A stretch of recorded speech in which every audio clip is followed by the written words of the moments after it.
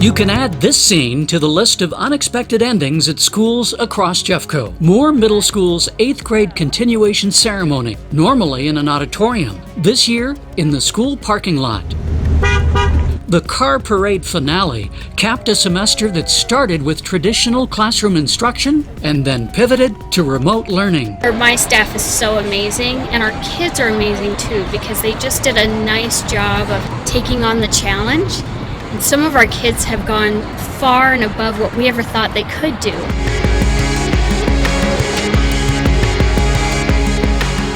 That far and above mindset included a pre-pandemic science lesson with real-world applications. The lesson centered on a beloved natural landmark near Moore, Lake Arbor.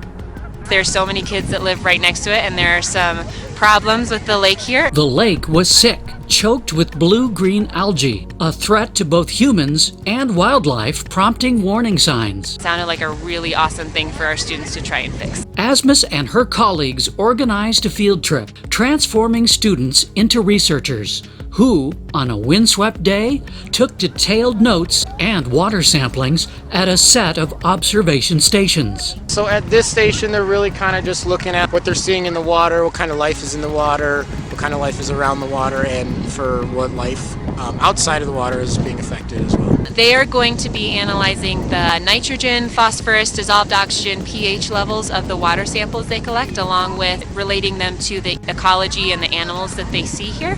Looking around, do you notice any obvious problems caused by man? The students' research even drew the attention of Jeffco's chief learner, who said it was a good example of the district's goal of students acquiring and using Jeffco generation skills. What we're doing today is taking some of the things that you learned over the past few weeks in your science classes, thinking about how can we apply that knowledge to this problem in your community, and then more importantly, what can you do about that going forward? How can you make a positive impact on your community?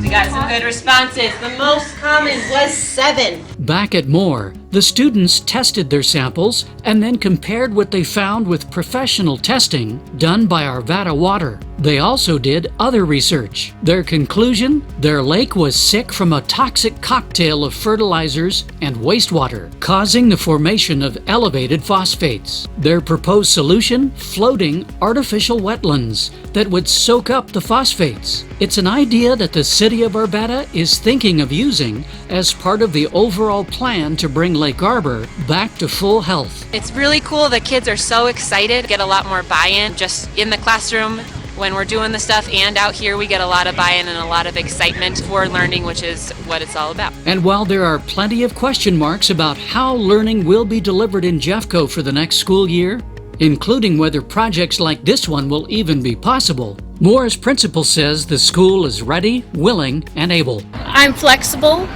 I want my kids in my building, but I also want our kids to be safe, and so I've got a couple plans for a hybrid model. We're ready if we go full-on remote or full-on in the building. But it has changed how we look at education.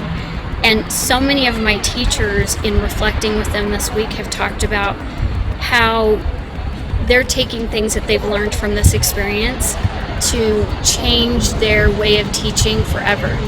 And really, I think it's going to enhance education from here on out.